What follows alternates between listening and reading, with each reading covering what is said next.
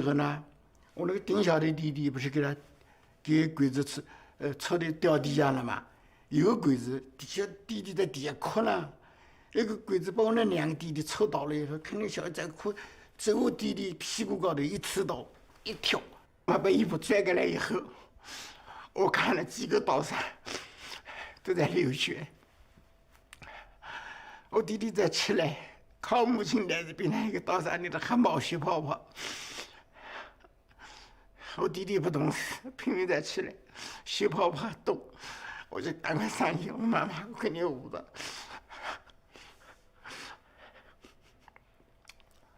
我说你坚持一会儿，坚持一会儿，会好的，妈妈我听你捂的。可是我妈妈不能讲话，眼泪直掉。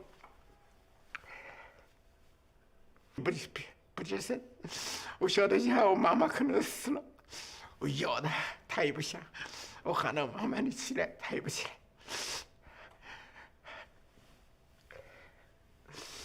我怎么喊她，她也不起来。我就是想她妈妈死了，我说怎么办呢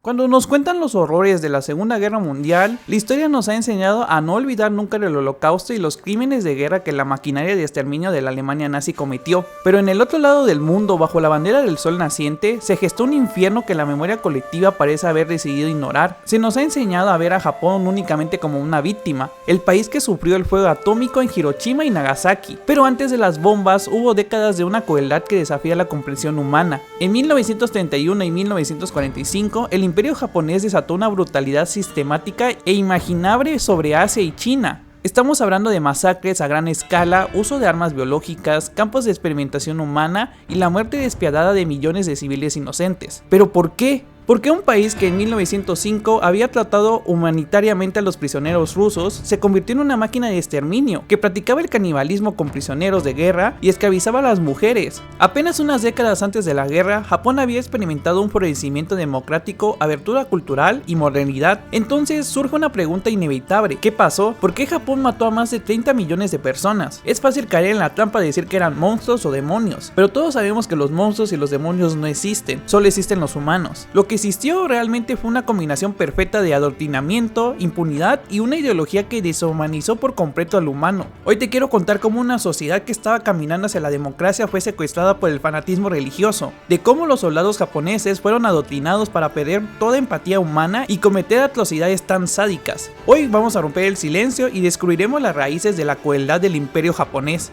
Pero para entender por qué Japón se convirtió en una máquina de exterminio despiadada, primero tenemos que viajar hacia atrás. Tenemos que entender cómo pasaron de ser un país feudal aislado del mundo a convertirse en la primera potencia no occidental de la historia moderna. Porque la semilla de su crueldad no nació de la nada, nació de una transformación relámpago y de una idea muy concreta, la de convertirse en amos de Asia. A mediados del siglo XIX, Japón vivía aún en la Edad Media. Desde 1600, el shogunato de Tokugawa había impuesto una política de aislamiento radical, conocida como Sakoku. Los japoneses tenían prohibido salir del país y ningún extranjero podía entrar, comerciaban solo de manera muy limitada con los holandeses y chinos, pero el país vivía a espaldas del mundo. Era una sociedad feudal con samuráis, señores de guerra y un emperador que era una figura decorativa, mientras el verdadero poder lo tenía el shogun. Pero este sueño de aislamiento se rompió cuando llegaron los barcos negros. Con una flota de buques de guerra modernos y cañones, obligaron a Japón a abrirse al comercio firmando tratados desiguales. Japón se dio cuenta de golpe que era un país atrasado, vulnerable y que si no reaccionaba rápido podía correr la misma suerte que China, que estaba siendo humillada y despedazada por las potencias occidentales. La respuesta de Japón fue la restauración Meiji. Un grupo de samuráis y nobles dio un golpe de estado, derrotando al shogun y devolviendo el poder al emperador. Y aquí viene el asombroso: Japón hizo algo que ninguna otra nación no occidental había logrado. Decidió aprender de sus potenciales enemigos para derrotarlos. Envió a estudiantes a Estados Unidos y Europa a estudiar de todo: industria, barcos, ferrocarriles, sistemas políticos y ejércitos. En apenas 30 años, Japón se transformó, abolió el feudalismo, creó un ejército nacional internacional moderno y construyó ferrocarriles, fábricas y empezó a mirar a su alrededor con ambición. Si las potencias europeas tenían colonias, ¿por qué nosotros no? El primer objetivo fue Corea. Durante siglos Corea había sido un estado vasallo de China, pero Japón consideraba la península como un puñal apuntando a su corazón. No podía permitirse que otra potencia, sobre todo Rusia, se hiciera con ella. La tensión estalló en 1984, con la primera guerra sino-japonesa. Contra todo pronóstico, el nuevo ejército y la armada japonesa barrieron a los chinos. Con una victoria aplastante firmaron el Tratado de Shimonoseki. China cedió Taiwán y reconocía la independencia de Corea, lo cual la dejaba prácticamente bajo influencia japonesa. Fue la primera vez en siglos que un país asiático derrotaba al gigante chino. Rusia, Alemania y Francia, en la llamada triple intervención, obligaron a Japón a devolver otra zona que había ganado, la estratégica península de Liaodong con el puerto Port Arthur. ¿Y quién se quedó con ella? Rusia, poco después. Para Japón esto fue una humillación. Occidente les estaba diciendo que ok, ganaron, pero nosotros mandamos y nosotros decidimos a quién le damos las cosas. La lección que tuvieron fue clara: para ser respetados no bastaba con derrotar a un país asiático, tenían que derrotar a una potencia occidental. En 1904, tras haber fracasado las negociaciones con Rusia por el control de Manchuria y Corea, Japón lanzó un ataque sorpresa contra la flota rusa en Port Arthur, empezando la guerra ruso-japonesa. El mundo estaba observando incrédulo, una potencia europea con un ejército enorme y una armada temible, siendo uno de los imperios más grandes de ese momento, se estaba enfrentando a un país asiático que hace solo 50 años vivía en la Edad Media. Por primera vez en la historia se estaban usando ametralladoras a gran escala, trincheras, alambres de púas, minas y torpedos. Esto fue un pequeño ensayo de lo que vendría después con la Primera Guerra Mundial, pero Japón ganó sobre todo. Incluso la flota rusa del Báltico tuvo que rodear el mundo para llegar a Japón y prácticamente fueron aniquilados. En 1905, con la mediación del presidente estadounidense Theodore Roosevelt, se firmó el Tratado de Portmore. Japón ganaba de nuevo el control de la península de Liaodong, el ferrocarril del sur de Manchuria y, lo más importante, el protectorado sobre Corea. Por primera vez en la era moderna, un país asiático había derrotado a una potencia europea. El mito de la supremacía blanca se estaba tambaleando y todo el mundo que estaba colonizado, desde la India hasta Egipto, la noticia dio esperanzas. Y Japón, en la euforia total, se había convertido en la primera potencia no occidental. Ellos habían aprendido que la guerra bien planificada y ejecutada daba resultados. Si no hubieran aplastado a Rusia, seguirían siendo los segundos. El emperador Meiji murió en 1912. Con él terminó una era de modernización acelerada y comenzaba una nueva era, la era Taisho. Japón ya tenía las herramientas, el ejército y la ambición. En las décadas siguientes esa ambición se convertiría en un monstruo que devoraría toda Asia. Un monstruo que, como veremos, justificó sus crímenes con una ideología que mezclaba la divinidad de su emperador, la supremacía racial y la misión de liberar a Asia de Occidente, bajo su propia tutela. Cuando estalló la Primera Guerra Mundial, Japón vio su oportunidad. Estaba aliado con Gran Bretaña desde 1902, así que entraron en guerra del lado de los aliados. Pero no lo hicieron por idealismo, lo hicieron para poder apoderarse de las posesiones alemanas en Asia, y sí lo consiguieron. En cuestión de meses, Japón arrebató a Alemania la concesión de las provincias de China que tenían, y se quedó con las islas del Pacífico que controlaban los alemanes. Su armada además aprovechó esta oportunidad para ganar influencia. Mientras que Europa se estaba desangrando en las trincheras, Japón expandía su imperio con relativamente poco esfuerzo. Cuando terminó la guerra en la Conferencia de París, Japón había cumplido todo, había sido un aliado leal y, sin embargo, cuando se sentaron en la mesa no lo trataron como iguales. Los delegados japoneses ni siquiera formaban parte del Consejo de los Cuatro, que tomaban las decisiones importantes. Solo se les pedía opinión cuando se hablaba de Asia, y tuvieron que soportar humillaciones, incluso racismo, como el presidente francés, que se quejó de tener que estar sentado del lado de los feos japoneses.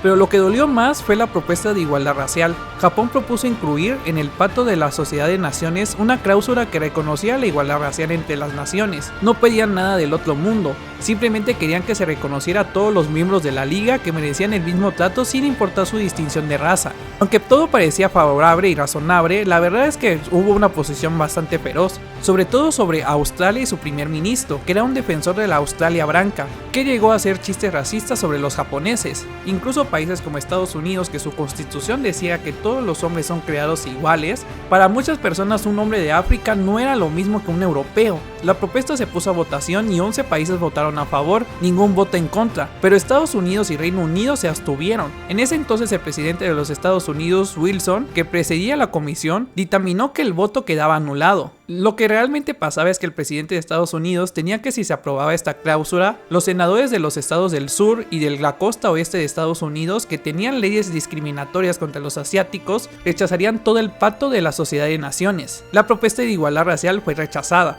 Este episodio creó la impresión de que Japón era una nación lo bastante buena para que se le pidiera ayuda, pero no para que se reconociera como igual. La resolución en la que fue rechazada la igualdad racial iba a ser recordada durante décadas por los nacionalistas japoneses. Y aquí tenemos una de las claves. Japón había hecho todo lo que Occidente le pedía, se había modernizado y abierto al mundo, y aún así seguían siendo los otros, los amarillos, a los que había que poner en su sitio. La lección que muchos japoneses sacaron fue amarga. Occidente nunca nos aceptará como iguales, solo respetan la fuerza. Si queremos ser tratados como potencia, tenemos que imponernos por la fuerza. En los años 20 fueron una década de experimento democrático en Japón, pero también de crisis, y en el 29 llegó el golpe definitivo, la Gran Depresión. La economía japonesa, que dependía de las exportaciones de seda a Estados Unidos, se hundió, los campesinos la pasaron bastante mal, y en este caldo de cultivo de crisis económica y resentimiento internacional, los militares empezaron a ganar peso. Y aquí viene un dato que mucha gente desconoce. Entre las décadas de 1920 y 1930, la violencia política en Japón era constante. Varios primeros ministros y ex primeros ministros fueron asesinados. Esto es debido a que los militares y las sociedades secretas ultranacionalistas consideraban que estos políticos eran débiles, que estaban firmando tratados que limitaban el poder de Japón y que no estaban defendiendo el honor nacional. Los militares tenían el poder de tumbar al gobierno sin la necesidad de votaciones. Esto es debido a que si el ejército no estaba de acuerdo con el gobierno civil, estos retiraban a su primer ministro y se negaban a nombrar otro. Sin un ministro de ejército el gobierno caería, así que los políticos civiles tuvieron que elegir, o hacían lo que los militares querían o se quedaban sin gobierno. Japón se estaba militarizando cada vez más y China estaba rota. Tras la caída de la dinastía Qin, China entró en lo que se conoce como la era de los señores de guerra. China dejó de ser un país unificado, el gobierno nominal estaba en Pekín,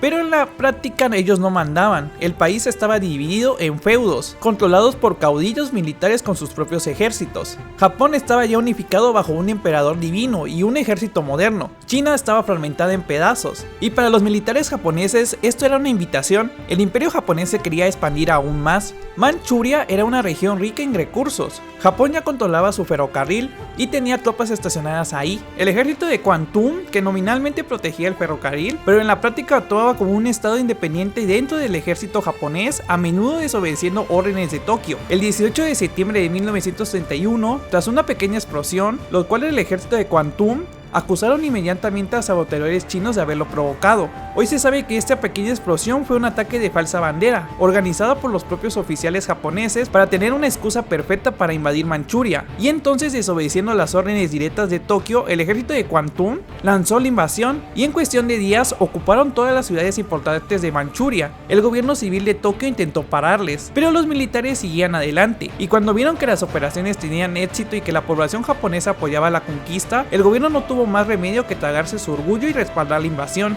En 5 meses Japón controló toda Manchuria, y en 1932 crearon un estado títere, Manchukuo, poniendo como emperador títere a Puyi, el último emperador de la dinastía Qin. Japón había dado el paso definitivo, habían humillado a China, desafiando a la Sociedad de Naciones, que condenó la invasión pero no hizo nada, y demostrando que en Japón ya no mandaban los políticos, ahora mandaban los militares. Después de la conquista de Manchuria y la creación del estado títere de Manchukuo, Japón no se detuvo. La maquinaria militar ya estaba en marcha y los frenos políticos habían desaparecido. Los militares controlaban el gobierno. Los asesinatos de políticos débiles eran una moneda corriente. Y la idea de que Japón tenía una misión divina de dominar Asia se había convertido en la ideología oficial, pero el objetivo final era todo China. El 7 de junio de 1937, cerca de Pekín, en el puente de Marco Polo, tropas japonesas y chinas intercambiaron disparos en un incidente menor. Los militares japoneses usaron esta excusa para lanzar una invasión a gran escala. Era el comienzo de la Segunda Guerra Sino-Japonesa, que luego se fusionaría con la Segunda Guerra Mundial. Y es aquí donde la crueldad del imperio japonés alcanzó su punto más oscuro, porque esta no fue una guerra convencional, fue una guerra de exterminio, un terror sistemático contra la población civil, de crímenes que desafían cualquier intento de compresión. En diciembre de 1937, después de una campaña brutal, las tropas japonesas llegaron a las puertas de Nankín, la capital de la China nacionalista. Lo que ocurrió cuando entraron en la ciudad está considerado como uno de los episodios más atroces de la historia de la humanidad. El gobierno chino estima que más de 300.000 civiles y soldados desarmados murieron durante las 6 semanas que duró la masacre, pero las cifras, por abrumadoras que sean, no pueden transmitir la crueldad o la naturaleza del horror que hubo. Los soldados japoneses recibieron órdenes o permiso implícito de eliminar a todas las personas. No hubo juicios, no hubo distinciones entre hombres o mujeres o niños, ancianos, todos eran ejecutados. Incluso había leyes que tenían los japoneses de que podían violar, asesinar y saquear todo lo que quisieran. Los métodos de ejecuciones eran variados: fusilamientos masivos, decapitaciones, vallenotazos, ahogamientos en el río Yesen, e incluso concursos sádicos entre oficiales para ver quién podía matar a más personas con una espada samurái. Incluso había competencias o concursos de quién podía violar a más mujeres chinas o incluso niñas. Pero el asesinato no fue el único crimen que cometieron. Durante esas 6 semanas las tropas japonesas violaron sistemáticamente a más de 20.000 mujeres chinas, niñas, mujeres embarazadas, ancianas, ninguna estaba a salvo. Y después de ser violadas, la mayoría eran asesinadas, muchas veces de las formas más brutales imaginables. La ciudad fue saqueada e incendiada. 2/3 de los edificios de Nankín fueron destruidos. Los cadáveres yacían en las calles, flotaban en el río. Uno de los juegos favoritos de los soldados japoneses también era lanzar a los bebés al aire, para luego atraparlos con sus bayonetas. Incluso destripaban a mujeres embarazadas con ellas y empalaban a los bebés y los lanzaban al aire. El mundo tuvo las noticias de lo que estaba ocurriendo en Nankín gracias a periodistas extranjeros, como el alemán John Rabe, que contempló horrorizado lo que pronto se conocería como la violación de Nankín. Y ojo, esto insisto, no solo fue un acto de guerra, fue lo que yo considero y muchas personas consideran fue un acto de exterminio planificado, una política de terror para quebrar la moral china. Pero si Nankín representa el horror de la guerra convencional, el Escuadrón 731 representa algo aún más perturbador: la ciencia puesta al servicio del asesinato en masas. A las afueras del noreste de China, el ejército japonés construyó un enorme complejo secreto. Oficialmente era un departamento de purificación de aguas del ejército del Taitong. En realidad, esto era un centro de investigación de guerra biológica, más avanzado y más cruel de su tiempo. Lo que ocurrió dentro de estas instalaciones desafían la imaginación, y gracias a los archivos desclasificados recientemente se puede saber todo lo que pasó. El Escuadrón 731 fue creado por la orden expresa del emperador Hirohito. Su comandante, el médico militar Hiroichi, reclutó a los más granados de la comunidad médica japonesa y juntos convirtieron el juramento hipocrático en una broma macabra. Las víctimas eran llamadas maruta, que en japonés significan troncos de madera. No eran considerados ni siquiera seres humanos, eran simplemente materiales de experimentación. Chinos, coreanos, soviéticos, prisioneros de guerra, pero también civiles que eran capturados por la policía militar japonesa a través de sistemas de traslado especial. Se estima que al menos 4.000 personas murieron en los experimentos dentro del complejo. La lista de experimentos que hacían eran aterradoras: infecciones provocadas, inyectaban a las víctimas bacterias de la peste bubónica, cólera, anthrax, tifus, para estudiar cómo se desarrollaba la enfermedad y controlar los métodos más efectivos de propagación. Su objetivo principal era replicar la peste bubónica para usarla como arma química. Operaban a las víctimas conscientes para extirparles sus órganos y estudiar el efecto de las enfermedades dentro del cuerpo humano. Un antiguo miembro del escuadrón recordaba décadas después el momento en el que, siendo un adolescente, tuvo que ayudar a sostener a un hombre al que le estaban abriendo las vértebras. Incluso ataban a las víctimas al aire libre en pleno invierno, con temperaturas de 30 a 40 grados bajo cero. Les mojaban las manos y los pies con agua y luego golpeaban las extremidades con palos para estudiar el proceso de congelación. Igual les ponían a las víctimas a gases venenosos para estudiar sus efectos y buscar contramedidas. También un testimonio del jefe de departamento de producción del Escuadrón 731 confesó que la producción de bacterias no era para vacunas ni para investigaciones, era para matar a la mayor cantidad posible de personas, y los experimentos no se quedaron en el laboratorio. Durante la Segunda Guerra Mundial, el ejército japonés lanzó ataques con armas biológicas a gran escala sobre ciudades chinas. Los aviones japoneses sobrevolaban ciudades chinas para lanzar bombas rellenas de pulgas infectadas con la peste bubónica.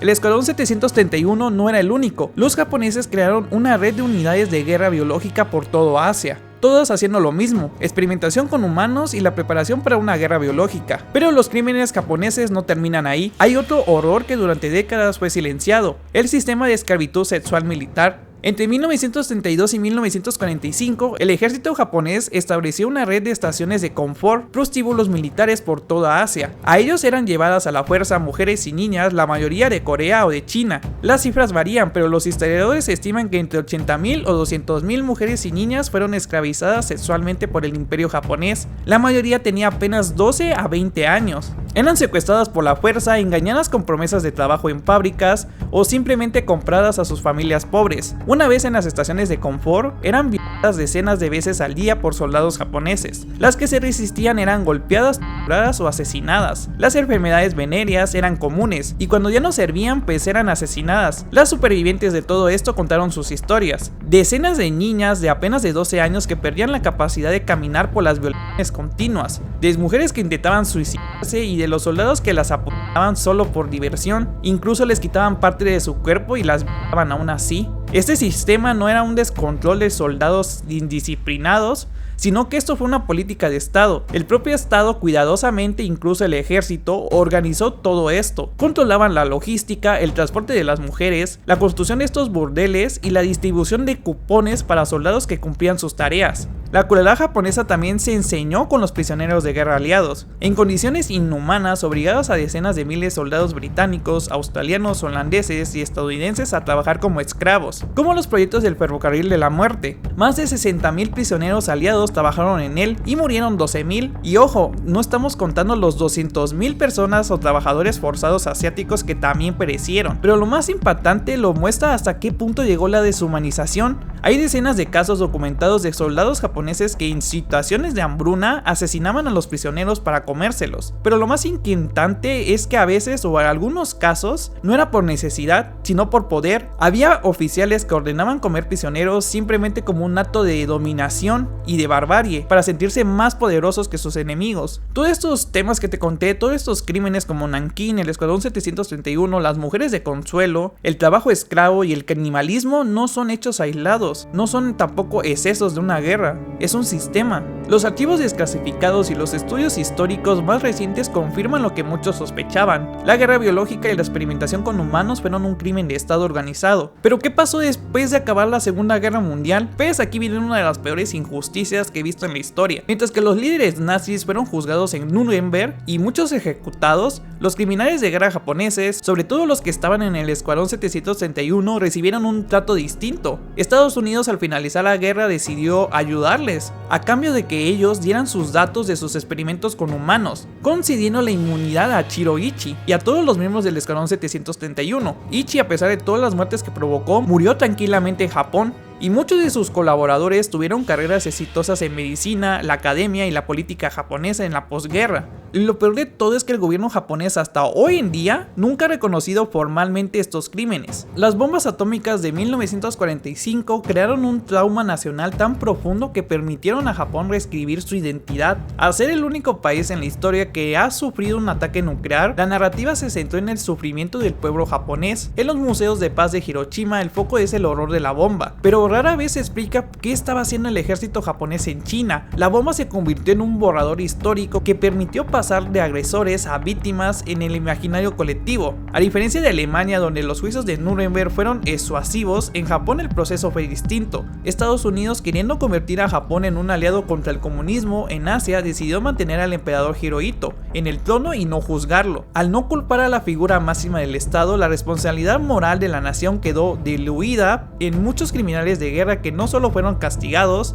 sino que regresaron a sus puestos de poder político. Ya te conté cómo Japón pasó de ser un país feudal, aislado del mundo, a convertirse en una de las potencias militares capaz de humillar a naciones enteras. Y vimos cómo este mismo potencial apenas medio siglo después se transformó en una máquina de exterminio total que sembró el terror en toda Asia. Pero la pregunta sigue en pie, ¿cómo Japón llegó a todo esto? La respuesta no es sencilla ni simple, pero puedo sintetizarla en 4 grandes procesos. El primero de todos fue la modernización acelerada. Japón, al abrirse forzosamente al mundo, se encontró con una realidad brutal.